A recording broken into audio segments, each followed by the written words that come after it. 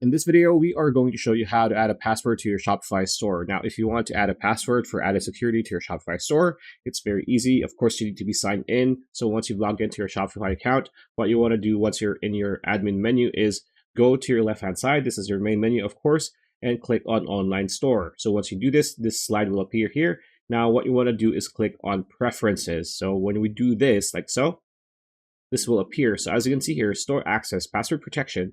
So we're going to have a password here that will pretty much help you add a layer of security to your Shopify store. So what you want to do is you want to add a really strong password, at the same time a password that you can easily remember. So for example, my Shopify store, right?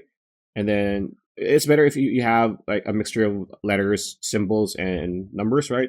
And then do that. And once you're done, that's pretty much it. Click save and you will be good to go. So pretty much it. That's a video. Hope you liked it. Like, comment, share, subscribe, ring that bell icon. We'll see you on the next video.